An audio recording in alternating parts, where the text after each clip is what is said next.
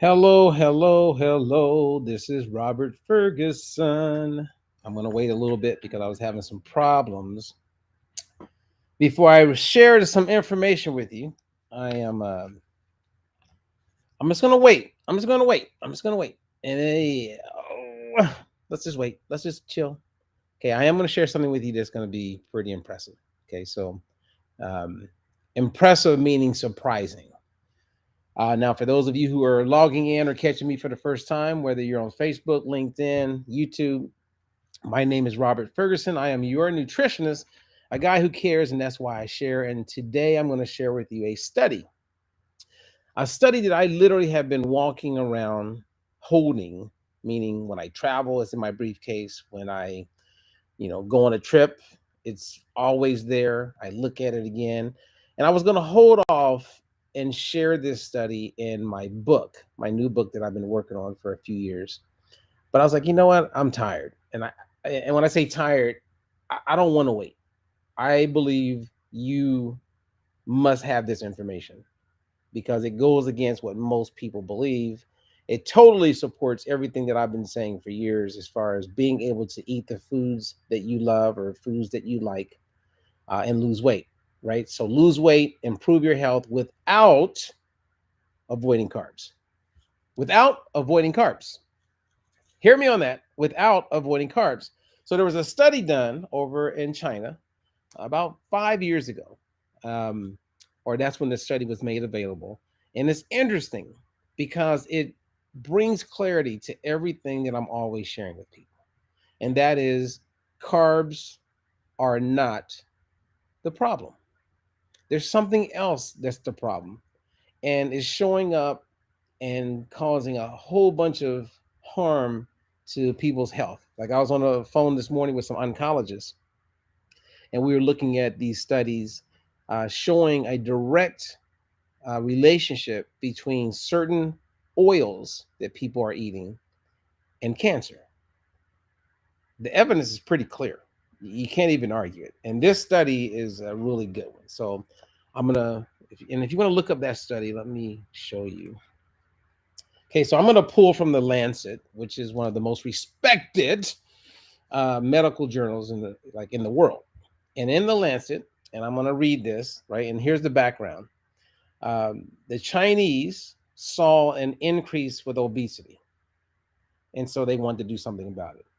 And so it says, however, obesity rates in China have increased rapidly in parallel with a transition from the traditional low-fat high carbohydrate diet to a diet relatively high in fat and reduced in carbs. So over in China, they have taken on our philosophy, our belief that carbs is the problem. So they stopped eating as many carbs, right? You go to China, they're eating rice for breakfast, lunch, and dinner, and they're eating a good amount of it. So they wanted to go to the flip of that, and hey, carbs are bad. And so that's what they did. It goes on to say that the current study aimed to determine whether the traditional Chinese diet was likely to be more effective than a diet with higher fat and low carbs. So basically, what they're saying here is they wanted to do a comparison and look at would we be doing best if we went back to traditional ways of eating where we ate more carbs and less fat? Or should we actually keep doing what we're doing by eating fewer carbs and eat a little bit more fat?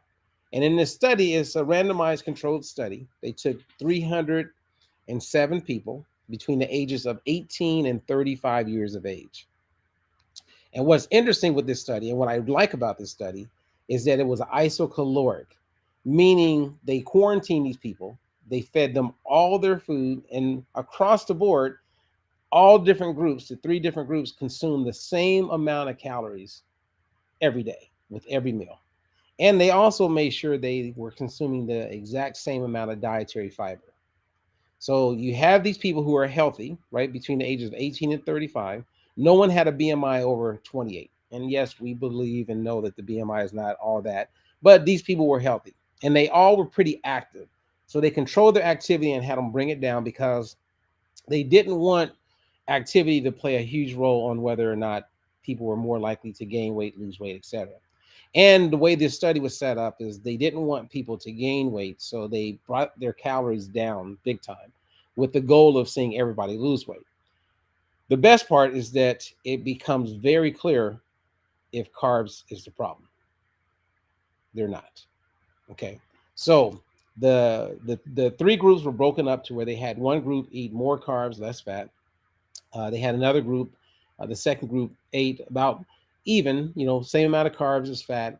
And then they had a group that went low carbs, and then they had them increase the fat. And in all three groups, they were consuming the same amount of protein. So it's isocaloric. You cannot argue or say that that it's all about calories. Everything was the same. Okay. Now, as they went through this study with men and women, it's fascinating because at the end of the day, this is what I'm just going to show you. This is what the outcome was. Okay. This is pretty cool. So they looked at cholesterol and a whole bunch of other health markers as well. But the main one I want you to see is this one right here. Okay. So if you see the top, like the gold bar at the very top, those people were consuming very high fat, but low carbs.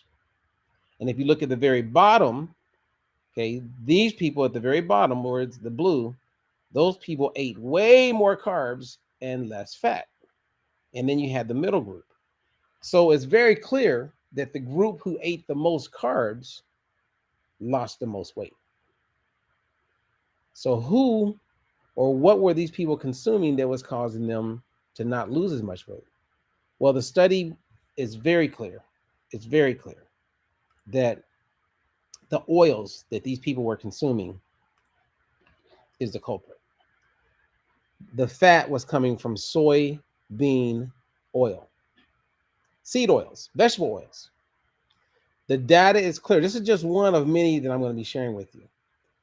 If someone is eating a good amount of seed oils, right, these vegetable oils, and we're talking specifically linoleic acid, which is the culprit in these oils, that oil, linoleic acid, it's clear, it is proven that is the number one driver for why people gain weight is not carbs. Now, do carbs play a role? Yes, they play a role. Does fat play a role? Yes.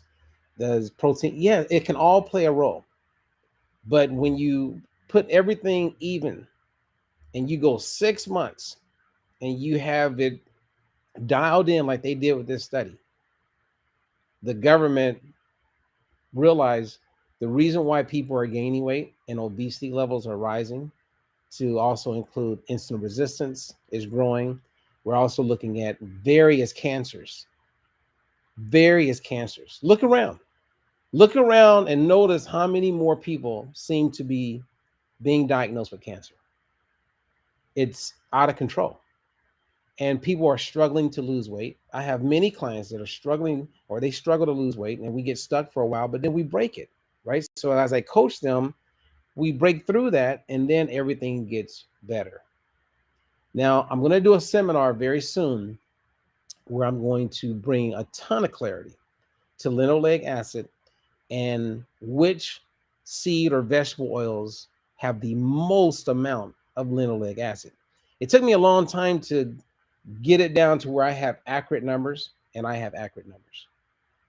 And if you want to find out if foods that you're eating have these soybean oils in them, right, then put your label detective hat on. And before you buy anything at the store, look at the ingredients. And you'll be amazed at how much of this stuff we're consuming. I mean, the data, when we go back and you look at, say, when they would biopsy a fat cell in 1900, we were consuming less than 4% of that fat cell would have less than 4% of linoleic acid in it. Today, we're somewhere between 20 to 30%. And linoleic acid, that is a horrible fatty acid. It causes major problems on a cellular level, all the way down to the mitochondria. Linoleic acid is the future. Everybody's going to be like, linoleic acid, that was horrible. I can't believe we had it in our food supply. But then again, if you think about it, we put a lot of things in our food supply, right? I mean, we were at a point where we were consuming trans fatty acids, and I was out there screaming and just talking to anybody that I could to avoid these trans fats. And then the trans fats finally were banned a few years ago by the FDA. You know how bad something has to be, how harmful it must be to be banned by the FDA? Think about it. When you watch a commercial about a drug and they go to the side effects, this may cause cancer, this may cause you to go into a coma, and those things are still on the market. Trans fatty acids killed many people prematurely. The CDC has admitted this, the National Institute of Health, the World Health Organization, the FDA, everybody's been very clear about how horrible trans fats were. Well, the next big thing is these seed oils, but they're going to block that for a long time. So do yourself a favor and let's get educated. And so I'll be doing a free online seminar where I'm going to go into great detail. I'm going to make it entertaining and fun. I'm going to share with you some things, but some people will actually improve their health in a big way if they simply put on a label detective hat and do everything they can to avoid seed oils. Now, I'm not saying to avoid them forever, and there's some people who can do this. I know people who were diagnosed with MS and they were going through it, meaning they were having a very tough time. They got rid of the seed oils, these vegetable oils I'm referring to, and it's almost like, what happened? These people don't even have symptoms of MS anymore. There are people who are struggling with their health, and the big culprit is these foods that we're eating. You know, I have some cancer clients who have cancer. We're working through it. And the first thing that I'm asking them to do is to avoid these oils. Now, if you get our newsletter, because I've shared this quite a few times, or you can email us and I'll give you a list of the oils we recommend you avoid, as well as the ones that we recommend you use or cook with.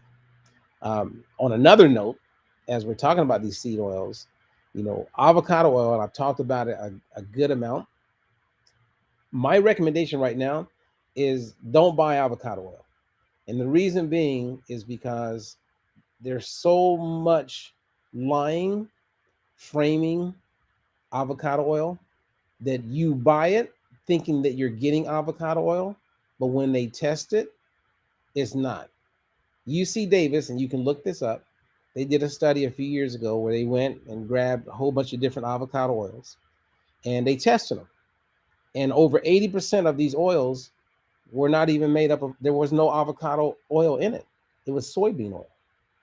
So I stress to people, if you're going to use avocado oil, make sure it says extra virgin. That doesn't mean that you're going to still get what we're hoping you get, but at least go the extra mile. And if you find out that most of the oils that you have aren't legit, don't give it to someone. Throw it in the trash, chalk it up, and keep it moving. I personally use extra virgin olive oil. That's my go-to. I cook primarily with butter. I do have some extra virgin coconut oil that I use occasionally. But that's where I'm at. Now, I have clients who use ghee. I have clients who use lard. So it's a big deal. And then I want to end on and share with you a cool little story. One of our clients, Susie, Susie's a coach. So Susie is coaching her client who goes to Mexico recently. And when she went to Mexico, she was eating carbs. She was eating, tortillas and rice. And she started looking at the different ingredients in the food, right? But they were cooking with lard. And she ate more carbs than she normally eats when she's in the United States. And guess what? She lost weight. And she felt better. She was less inflamed. So again, carbs is not the problem.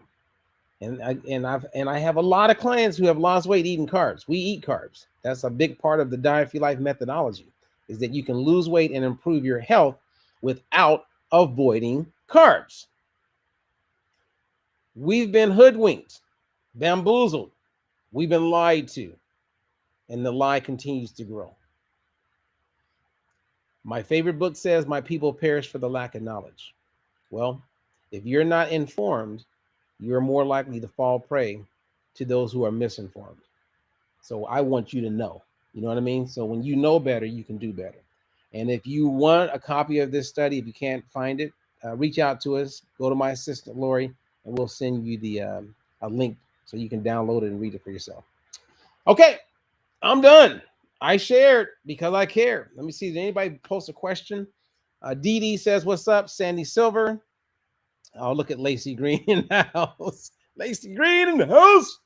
How do you spell that? Linoleic acid. Lino, Lino, leic, Leic, Leic acid. Linoleic acid. What's up there, Kim, Richie, and hi. I need a list. Brooke, if you want that list, just send an email to Lori. We will send you that list because we care. I want you to be informed. Then you win. This stuff is bad. I'm telling you, it is out of control right now. It really is. And if we are not informed, we're going to like fall prey. I mean, look around. Think of all the people talking about plant-based eating. And then they talk about these fake foods. Think about that. What do you think those fake foods are made up of? What kind of ingredients are in a lot of these fake foods out there? Like I've given Impossible Burger. I would go to Burger King once a week and get an Impossible Burger. And that was like my thing to do. And then I just decided a few months ago, I said, you know what? I'm not going to go and get that Impossible Burger. I'm not going to get Beyond Burger. Not me. Nope. Because the seed oils are in these burgers. Even though I don't eat a lot of seed oils, I got to do the right thing. And I can't be endorsing that anymore. Well, not endorsing it. I'm not even going to mention that I eat it. You're way better off to eat things that are closer to nature. Now, I'm sure, and I'm still looking, that there are products out there that may be fake meat, but don't have linoleic acid in it, which is these vegetable oils. So when I find them, I will let you know about it because there are some companies that are going above and beyond the call of duty to make sure we have access to the good stuff. I want the good stuff, like a hot tub. Come on. Okay. Any other questions? Let me see. Someone asked, "Hey Robert, what about avocado mayonnaise?" Again, if you do not see extra virgin avocado, if you don't see the words extra virgin, it's not. They have every right to do a blend of oils. If it just says avocado oil, you're not getting pure avocado. I doubt it if you're getting pure avocado. You're not. I have a recipe that you can make your own mayo, but you will, I mean, it's best if you use either peanut oil, which is okay occasionally, or avocado oil. And they do have really good brands out there. I believe Cow Pure is one of them, but you can order some extra virgin avocado oil. There's some good ones out there. And I'll share one of them in our newsletter as well. So if you want the newsletter, go to dietfreelife.com. And again, if you have questions, just email us. We're here to help. Okay, so shoot an email. Sandy is rocking it. I'm telling you, Sandy, we cleaned up, is one of my clients. We cleaned up and her nutrition by putting on the label detective hat. And I've known this woman for years.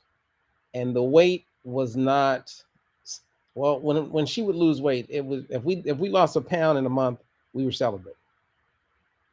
Now she's killing it. 1, 2 pounds, sometimes 3 pounds in a week. And she's thriving. Now, I don't know, but it seems like things are coming together. Things are coming together. I'm telling you, I have no reason to tell her. There's no reason to exaggerate or whatever. Hey, what's up there, Megan? Megan Peck, who's been around for a long time. Megan's amazing. She says, got my A1C down by being more disciplined with your method.